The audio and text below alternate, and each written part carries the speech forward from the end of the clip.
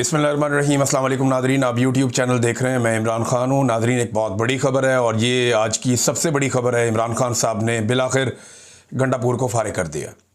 अली अमीन गंडापुर, जिनको इमरान खान साहब ने वज़ीर आला खैबर पख्तूनख्वा बनाया था, ये वाहिद सूबा है जहाँ पे पाकिस्तान तहरीक इंसाफ की हुकूमत थी और इमरान खान साहब ने अली अमीन गंडापुर को वज़ारत आला से हटने का हुक्म दे दिया और उनकी जगह पे पाकिस्तान तहरीक इंसाफ के एक यंग वर्कर हैं सुहेल अफरीदी, उन्हें नए वज़ीर आला के तौर पे नामज़द कर दिया है। वैसे मुझे इस बारे में आइडिया था कि इमरान खान साहब जिन 3 नामों पर गौर कर रहे थे उनमें से एक नाम सुहेल अफरीदी का था और सुहेल अफरीदी को ही इमरान खान साहब ने वज़ीर आला बना दिया। ये मुराद सईद के एक बड़े करीबी साथी हैं, मुराद सईद की टीम का हिस्सा हैं, शुरू से ISF के अंदर है और एक बिल्कुल मिडिल क्लास फैमिली से इनका ताल्लुक़ है। जमरूद से ये मेंबर सूबाई असम्बली बने हैं, पहली मरतबा ये गालिबन मेंबर सूबाई असम्बली बने और इस मरतबा इनके टिकट के भी रोले थे, टिकट मिलेगा नहीं मिलेगा, लेकिन फिर इन्हें टिकट मिला। उसके बाद इनके पास पैसे नहीं थे इलेक्शन लड़ने के, तो दोस्तों ने मिलकर सब ने इनका इलेक्शन लड़ा तो ये इलेक्शन जीत गए और अब ये वज़ीर आला बनने जा रहे हैं। तालीम याफ्ता नौजवान है, इकनॉमिक्स के अंदर इन्होंने ग्रेजुएशन की हुई है। उसके अलावा कुछ लोग कहते हैं शायद कोई मास्टर्स भी किया है। बहरहाल मैंने इस बारे में कभी पूछा नहीं, लेकिन मेरी जितनी मुलाकातें, एक माकूल नौजवान है सुहेल अफरीदी, लेकिन चंद हवालों से तनाज़ात का शिकार भी रहे। अब इमरान खान ने इन्हें बना दिया वज़ीर आला खैबर पख्तूनख्वा। अब 2-4 चीज़ें मैं आपके सामने रखूँ तो गंडापुर साहब से क्या गलती हुई जिस वजह से इमरान खान साहब ने अली अमीन गंडापुर साहब को हटा दिया। तो देखें, एक तो गंडापुर की सोच में जो सबसे बड़ी गलती थी वो ये थी कि एस्टेब्लिशमेंट पर दबाव बढ़ाने की बजाय वो एस्टेब्लिशमेंट से बातचीत करने में दिलचस्पी रखते थे। देखें, इमरान खान ने जब अली अमीन गंडापुर को कहा कि आप एहतजाज करें, आप सड़कों पर आएँ, आप जोर लगाएं और आप दबाव बढ़ाएं, अगर ये दबाव बढ़ाते हैं तो एस्टेब्लिशमेंट चल के इमरान खान के पास जाती है और कहती है जी कोई रास्ता निकालें, तो फिर इमरान खान एक नए इलेक्शन की तरफ या मामलात की बेहतरी की तरफ जा सकते थे। लेकिन गंडापुर ने खुद ही एस्टेब्लिशमेंट से बातचीत शुरू कर दी। 2 मरतबा एस्टेब्लिशमेंट ने उन्हें गायब किया, फिर वो वापस आ गए, उन्होंने दोनों दफ़ा अलग अलग कहानियाँ सुना दी। तो गंडापुर साहब की सोच में, और ये मुझे उन्होंने जून 2024 में बताया भी था, मैंने ये बात पहले कही भी है कि गंडापुर साहब ने कहा था कि इमरान खान जब भी बाहर आएगा, मेरी बात आप लिख कर ले लें, ये एस्टेब्लिशमेंट के साथ कोई बातचीत करके ही बाहर आएगा, वैसे बाहर नहीं आएगा, डील करके आएगा। गंडापुर को पहले दिन से ये लगता था, पहले दिन से इन्होंने हार मानी हुई थी। तो इमरान खान साहब की नज़र में जो सबसे बड़ी गलती हो सकती है, एक तो ये है कि इमरान खान साहब के अहकामात को इन्होंने माना नहीं। दूसरा, इमरान खान साहब को ये फैसला बहुत पहले कर लेना चाहिए था। देखिए, उनका अपनी पॉलिटिकल पार्टी है, उनका अपना पॉलिटिकल पार्टी के बारे में अपना ओपिनियन है, अपना फैसला, अपनी टाइमिंग है, वो तो इमरान खान साहब तय करेंगे। लेकिन मेरा तज्जिया ये है कि इमरान खान साहब ने ये फैसला बहुत देर से किया। ये फैसला इमरान खान साहब को वक्त रहते कर लेना चाहिए था, क्योंकि 26वीं आईनी तरमीम अब वापस नहीं हो सकती। अदालत में उसका केस तो चल रहा है, लेकिन क्या होगा हम सब जानते हैं, क्योंकि जो जजेस 26वीं आईनी तरमीम का मुकदमा इस वक्त सुन रहे हैं, यही जजेस 26वीं आईनी तरमीम के बेनिफिशरीज हैं। तो कैसे हो सकता है कि ये जजेस 26वीं आईनी तरमीम का फैसला उसके खिलाफ दे दें? 36 आईनी दरखास्तें आई हुई हैं और बल्कि होना तो ये चाहिए था कि ये जजेस सारे ख़त्म कर देते मामला और उन 16 जजेस को ये मुकदमा दे दिया जाता जो 26वीं आईनी तरमीम के बेनिफिशरी नहीं थे, उससे पहले वहाँ मौजूद थे। तो दूध का दूध और पानी का पानी हो जाता। सीनियर जजेस को इससे बाहर रखा गया है। अब 26वीं आईनी तरमीम पास हो गई, ये गंडापुर साहब का एक कारनामा है। अगर इमरान खान साहब इनको पहले हटा देते तो 26वीं आईनी तरमीम इतने आराम से पास ना होती। फिर खैबर पख्तूनख्वा में जो मिलिट्री ऑपरेशन हो रहा है उसमें अली अमीन गंडापुर मुकम्मल तौर पे नाकाम रहे, बल्कि वो एस्टेब्लिशमेंट से खुलकर बात ही नहीं कर सके कि ये क्या हो रहा है और उसको कैसे रोका जाए। फिर जो पाकिस्तान तहरीक इंसाफ के कारकुन शहीद हुए, जिन्हें अली अमीन गंडापुर अपने साथ लेकर गए थे और उन्हें छोड़ा है डी चौक में उनकी लाशों को, उनका कोई उनका पता आता नहीं किया इन्होंने, उनको इंसाफ दिलाने की कोई कोशिश नहीं की। अब पैसा वैसा बांट देते हैं, सरकारी पैसा है, या जब वजारत आला की सीट पे आप बैठे होते हैं, जिसको भी आप कहते हैं 2-4-10 करोड़ रुपया वो दे देता है। तो गंडापुर साहब ने पैसे वैसे तो बांट दिए, लेकिन जो 26 नवंबर के जो कारकुनान शहीद हुए पाकिस्तान तहरीक इंसाफ के या उसके आगे पीछे भी, उनको फरामोश किया। ये भी ना होता अगर इमरान खान साहब गंडापुर साहब को वक्त से हटा देते। फिर गंडापुर साहब ने ना बहुत सारे झूठ बोले अपनी वजारत आला के दौरान। यानी पाकिस्तान की तारीख का अगर कोई सबसे झूठा वजीर आला करार दिया जाए तो वो गंडापुर साहब को दिया जा सकता है। उसकी वजह यह है कि इससे पहले किसी वजीर आला को इतना झूठ बोलना नहीं पड़ा। यानी वजीर आला को पता होता था कि यार मैं ना भी बोलूंगा गुजारा चल जाएगा, ये कह देता हूं चलो थोड़ा बहुत इधर उधर कर लेते थे। हालांकि बड़े बदतरीन वजीर आला है मुख्तलिफ सूबों में, लेकिन गंडापुर साहब ने अपनी पार्टी को मुतमईन रखने के लिए, इमरान खान साहब के कारकुनों को मुतमईन रखने के लिए इन्होंने बहुत झूठ बोले। नॉर्मली जो वजीर आला झूठ बोलते हैं वो पकड़े नहीं जाते, लेकिन गंडापुर साहब के ऐसे झूठ हैं कि अब बाकी सारी जिंदगी उनकी इन झूठों को सच साबित करने में या इन झूठों से जान छुड़ाने में गुजर जाएगी। इतने झूठ गंडापुर साहब ने बोले हैं अपनी वजारत आला में। यानी अब उनके पास बहुत टाइम है, वो हाइकिंग करें, पहाड़ों पे चढ़ें, 8 ज़िले क्रॉस करें, जो दिल करता है करें। लेकिन गंडापुर साहब ने अपनी सियासत को बुरी तरह तबाह किया है। अब देखना यह है कि अली अमीन गंडापुर शेर अफजल खान मरवत बनेंगे, उस्मान बुज़दार बनेंगे, परवेज़ खटक बनेंगे, महमूद खान बनेंगे या फ़याज़ुल हसन चौहान बनेंगे। देखना यह है कि अली अमीन गंडापुर साहब मुस्तकबिल में क्या बनना पसंद करेंगे। इनके बड़े अच्छे ताल्लुकात थे एस्टेब्लिशमेंट से। जिस वक्त ये खबर आई तो फौरी तौर पे एक भूचाल मच गया। अभी मैं आपको बताता हूँ नया वज़ीर आला कौन आ रहा है और इसके क्या इम्तिहान क्या होंगे इसके बड़े, और कौन सी चीज़ें जो इसके सामने आकर खड़ी हो जाएंगी। और इज्जत और जिल्लत का फैसला तो मेरा रब करता है, लेकिन कुछ चीज़ें हैं जो इसके गले पड़ेंगी। अब मामला यह है कि गंडापुर साहब ने जो कुछ किया इस 1.5 साल में, उसने पाकिस्तान तहरीक इंसाफ को और इमरान खान साहब को बहुत ज़्यादा नुकसान पहुंचाया। आज से 3 महीने पहले गंडापुर ने एक स्टेटमेंट दिया था और उस स्टेटमेंट में गंडापुर ने कहा था जी कि 3 महीने में अगर इमरान खान को रिहा ना करवा पाया तो मैं ये बता देता हूं कि फिर उसके बाद सियासत छोड़ दूंगा या हम सियासत छोड़ देंगे। अभी 3 महीने पूरा होने में 1 दिन बाकी था। जरा सुन ले क्या कहा था गंडापुर ने। दिन का आगाज हो गया है, या हम सियासत छोड़ेंगे और या इमरान खान को रिहा करवाएंगे। ठीक है जी, 90 दिन का आगाज हो गया है, या सियासत छोड़ेंगे या इमरान खान को आज़ाद करवाएंगे। अभी 1 दिन बाकी था, लेकिन जब आदमी जेल में बंद होता है ना तो दिन ऊपर नीचे हो ही जाते हैं। मैं क्योंकि इससे गुजरा हूँ, मुझे आइडिया है। तो खान साहब ने 1 दिन पहले अली अमीन गंडापुर साहब से जान छुड़ा ली।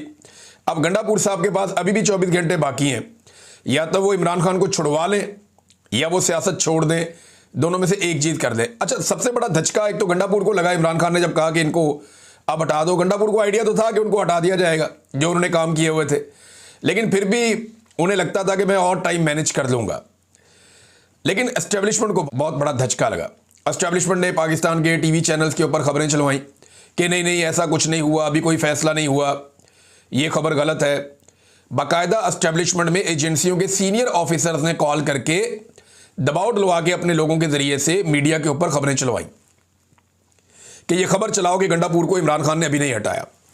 फिर पाकिस्तान तहरीक इंसाफ की क़यादत पर भी दबाव डाला कि तुम भी ये बात करो, तुम भी ये बात करो, तुम भी ये बात करो। तो बैरिस्टर गौर वगैरह भी ये बात करना शुरू हो गए, जी नहीं इमरान खान ने अभी ऐसा कोई फैसला नहीं किया, हम बताएंगे आपको। और सारे मिलकर कोशिश कर रहे थे कि कुछ ना कुछ करके गंडापुर की वजारत आला बचाई जाए। फिर यह भी बंदोबस्त किया गया कि गंडापुर साहब की फौरी तौर पे इमरान खान से मुलाकात करवाई जाती है, लेकिन अब फ़ायदा कोई नहीं। अब पछताए कि जब चिड़ियाँ चुग गई खेत, इमरान खान साहब अब कहाँ मिलते हैं। फिर यह भी कोशिश की कि बात करवाई जाए, इमरान खान से मुलाकात करवाई जाए, लेकिन इमरान खान साहब ने अब फैसला कर लिया था और वो फैसला उन्होंने बड़ी सोच विचार के बाद किया है। और ये एक रिएक्टिव फैसला भी कह सकते हैं, क्योंकि औरंगज़ई के अंदर पाकिस्तानी फौजी जवान और एक लेफ्टिनेंट कर्नल वो शहीद हुए हैं दहशतगर्दों के साथ लड़ाई में। 9 लोगों की शहादत हुई है, दूसरी तरफ दहशतगर्द भी मारे गए हैं।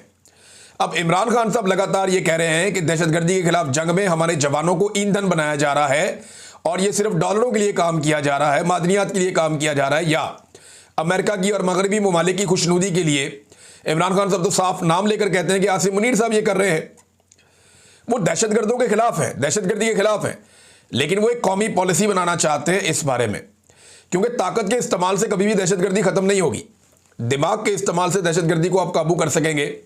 दिमाग और ताकत का आप एक साथ इस्तेमाल करेंगे तो आप इसको अचीव कर लेंगे, इमरान खान साहब का ये कहना है। लेकिन यहां ताकत का अंधा इस्तेमाल किया जाता है, रोजाना की बुनियाद पे लाशें आ जाती हैं, दुनिया को यह बताया जाता है देखिए हमारी लाशें गिर रही हैं। तो ये लाशें गिरने का सिलसिला बंद होना चाहिए। इमरान खान साहब ने इसके इंस्टेंट रिएक्शन के तौर पे कि हमारे इतने जवान शहीद हो रहे हैं और अली अमीन गंडापुर मुकम्मल तौर पे नाकाम है, तो अली अमीन गंडापुर को इमरान खान साहब ने निकाल दिया। अब आ जाए जो नया वजीर आला आया, इसके लिए बड़े इम्तिहान क्या है। एक तो मुराद सईद की टीम का हिस्सा है, तो अब मुराद सईद को उस तरह खतरे में नहीं होना चाहिए जैसे वो माजी में खतरे में थे, और अब मुराद सईद के लिए वो खतरात जो माजी में थे, जिस तरीके से उन्हें छुप कर रहना पड़ा, जो उनके लिए परेशानियां थी, अभी भी मुझे नहीं लगता कि वो सामने आ पाएंगे। लेकिन फिर भी मुराद सईद के लिए मामलात उतने खतरनाक नहीं होने चाहिए जितने गंडापुर के दौर में थे। नंबर 2, मुझे चंद दिन पहले कुछ दोस्तों ने बता भी दिया था, और ये बात भी हो गई थी कि सुहेल के बारे में इमरान खान साहब गौर कर रहे हैं और 1-2 और लोग हैं। अब क्योंकि वो नहीं बने तो उनका नाम लेना मुनासिब नहीं है। एक चीज़ मैं पाकिस्तान तहरीक इंसाफ के लोगों से कहना चाहूँगा कि आप फौरी तौर पर उन तमाम दानिशवरों के और उन तमाम सहाफ़ियों के और तमाम पॉलिटिशियंस के वो क्लिप निकाल कर रख लें जिसमें गंडापुर को जब इमरान खान ने वज़ीर आला बनाया था तो वो मातम कर रहे थे, क्योंकि उस वक्त उन सबको लगता था कि इमरान खान एक बड़े सख्त आदमी को वज़ीर आला बनाकर लाया और ये अब तहरीक चलाएंगे, ये बैठेंगे नहीं, तो ये सारे मातम कर रहे थे। लेकिन वक्त ने साबित किया कि गंडापुर उनकी उम्मीदों पर पूरा उतर गए और अब वो सारे गंडापुर को अपना एसेट समझते थे। अब आप देखिएगा वो सारे लोग ये बात करते हुए आपको नजर आएंगे कि गंडापुर को क्यों हटा दिया और गंडापुर के साथ ये जुल्म क्यों किया गया।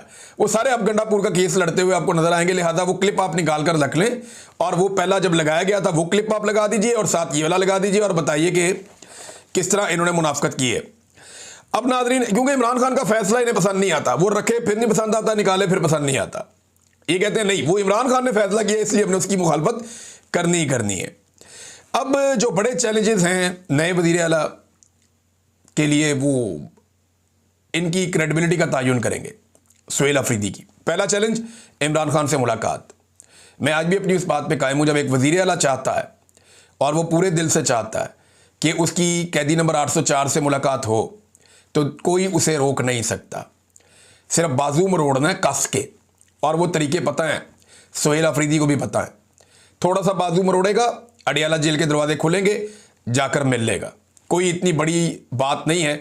लेकिन अगर ये वज़ीर आला भी इमरान खान से नहीं मिलता तो फिर इसके लिए मुश्किलात पैदा हो जाएंगी। नंबर 2, बैरिस्टर सैफ से, शाह फरमान से, शेर अफजल मरवत से, इन लोगों से जान छुड़ानी पड़ेगी।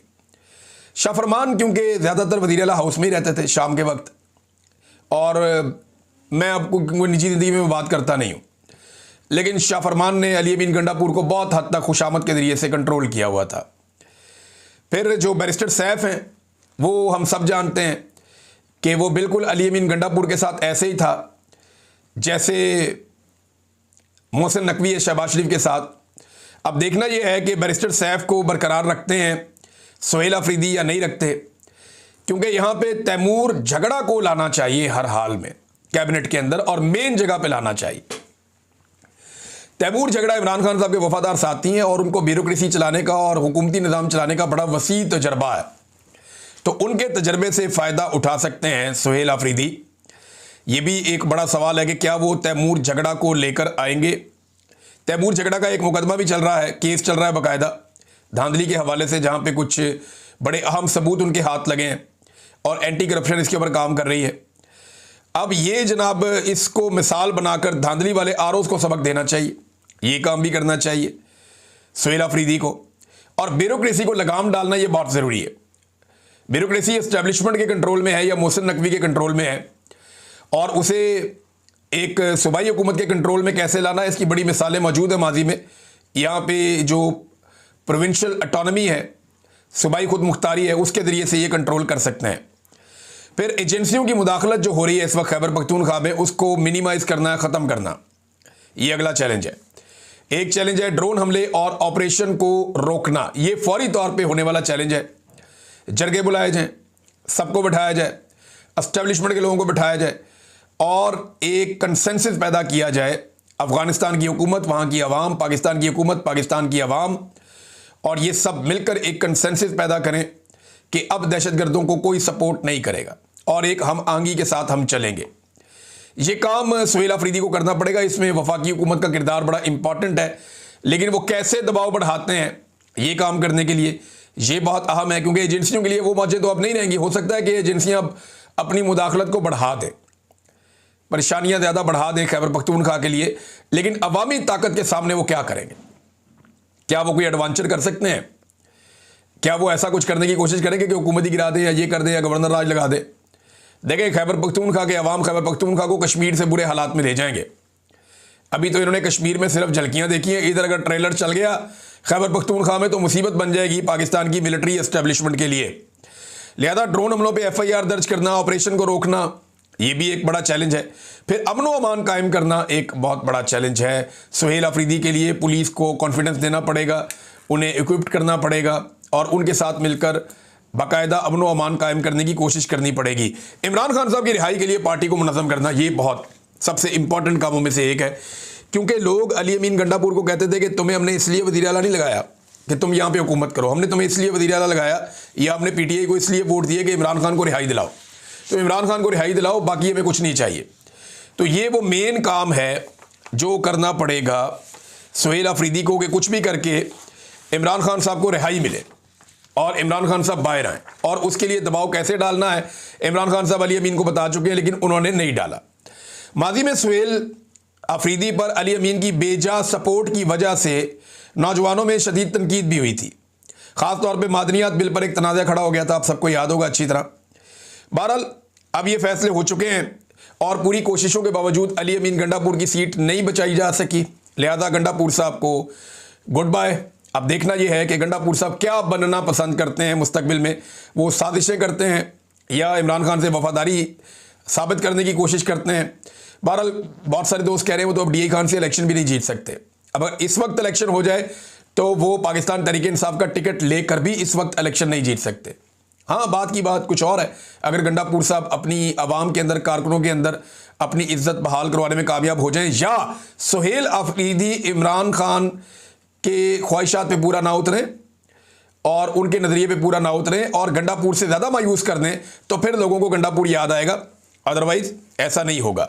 नाज़रीन, कोर कमांडर कॉन्फ्रेंस का एक एलामिया भी सामने आया है और जो एलामिया है कोर कमांडर कॉन्फ्रेंस का, उसमें यह कहा गया कि दहशतगर्दी, जराइम और इनके सियासी सरपरस्तों का गठजोड़ जो रियासत और अवाम की सलामती के लिए संगीन खतरा बन चुका है, किसी सूरत मजीद बर्दाश्त नहीं किया जाएगा, चाहे इसके लिए कुछ भी करना पड़े। ये कोर कमांडर कॉन्फ्रेंस का एलामिया है। देखिए, सियासतदान तो सियासत करते हैं ना, सियासी गठजोड़ क्या होता है? ये जो एलामिया है इसमें सियासी गठजोड़ यानी सियासतदानों को कहा जा रहा है कि वो दहशतगर्दों के साथ मिले हुए हैं।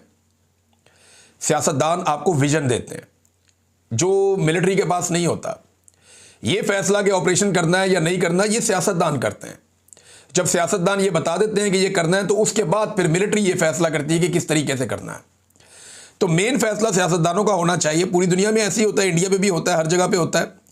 भारत इख्तिलाफ सिर्फ इमरान खान साहब का ये है कि ताकत का इस्तेमाल इस मसले का हल नहीं है। ताकत और दिमाग का एक इकट्ठा इस्तेमाल किया जाए, मुत्तफिक का हल निकाला जाए, क्योंकि रोज़ाना की बुनियाद पे हमारे जवान जो हैं वो ईंधन बन रहे हैं। ये सिलसिला रुकना चाहिए। आज़ाद कश्मीर से खबर आ रही है कि शायद अनवारुल हक को भी अब फारिग कर दिया जाए, जो आज़ाद कश्मीर का वज़ीर आज़म है। उसके भी बड़े ताल्लुकात हैं मिलिट्री एस्टेब्लिशमेंट में, लेकिन उसकी तरदीद भी बाद में आई। अब देखना यह है कि मुतालबात पूरे होते हैं या नहीं। अगर कश्मीरियों के मुतालबात पूरे नहीं होते तो फिर याद रखिएगा, फिर अनवारुल हक साहब भी फारिग है। फिर एक अवाम का सैलाब आएगा, एक समंदर आएगा, हर चीज़ को बहाकर ले जाएगा। नाज़रीन, एक और चीज़, गंडापुर के फारिग होने पे पाकिस्तान तहरीक इंसाफ ने इतनी खुशी मनाई है कि जैसे मरीम नवाज को या शहबाज शरीफ को फारिग कर दिया गया हो। देखिए, ये सबक है कि जब सियासतदान अपने आप को अवाम से दूर कर लेते हैं और अवामी उमंगों पर पूरा नहीं उतरते तो अवाम उनसे कितनी नफरत करती है।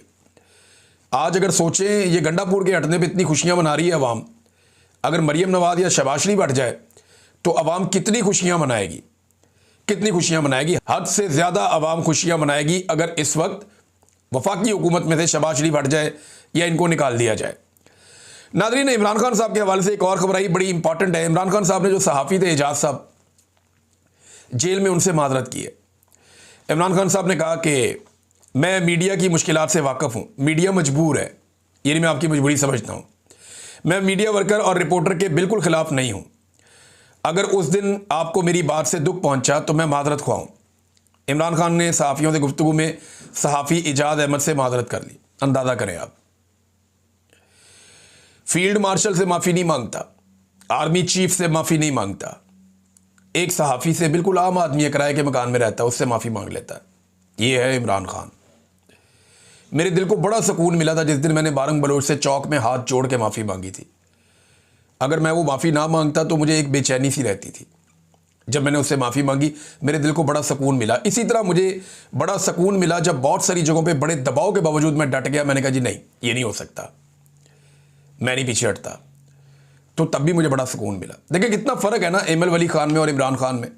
एक बादशाह खान की औलाद है और एक को ताने दिए जाते हैं इमरान खान को। बादशाह खान की औलाद माफ़ी मांग लेती है, 24 घंटे नहीं टिक पाती, 1 घंटे के लिए इधर उधर होता है, उसके बाद बयान आता है जी नहीं मैं मादरत चाहता हूँ, मैं माफ़ी मांगता हूँ, 7 तारीफ़ें भी कर देता है। कितना फ़र्क है। इमरान खान ने एक गरीब सहाफ़ी से माफ़ी मांगी कि अगर तुम्हारा दिल दुखा मैं माफ़ी चाहता हूँ। एमएल वली खान ने पाकिस्तान के फील्ड मार्शल से माफ़ी मांगी कि मैं मादरत ख्वाऊँगा आपका दिल दुखा तो, बल्कि मैं आपकी तारीफ़ें भी करता हूँ। बहुत फ़र्क है, बहुत ज़्यादा फ़र्क है। बल्कि जो नया वज़ीर आला आ रहा है खैबर पख्तूनख्वा का, इसने उसका नाम माफ़ी वली खान रख दिया है एमएल वली खान का कि जनाब इसने माफ़ी मांगी है। देखिए माफ़ी मांगना अच्छी बात है, इससे आदमी छोटा नहीं हो जाता, लेकिन माफ़ी वहाँ मांगनी चाहिए जहाँ मांगनी चाहिए। कई जगहों पे आपने डट जाना होता है और जब आपने बड़े बड़े दावे किए हों तो फिर आपके लिए बड़ा मसला भी बन जाता है।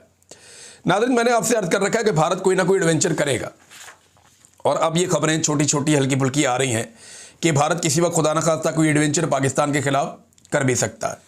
लेकिन पहले पाकिस्तान ने तगड़ा जवाब दिया था, आइंदा भी तगड़ा जवाब देगा। आज के दिन नाज़रीन एक चीज़ तो साबित हुई और इस जुमले के ऊपर मैं अपने वीलॉग का इख्तिताम कर रहा हूँ कि अब पाकिस्तान के अंदर हुकूमतें बनाने और गिराने का फ़ैसला मिलिट्री एस्टेब्लिशमेंट या आर्मी चीफ नहीं, अवाम का लीडर करेगा। तो इस वक्त वो कैदी नंबर 804 है। अब तक के लिए इतना ही। अपना ख्याल रखिएगा, अपने इस चैनल का भी। अल्लाह हाफ़िज़।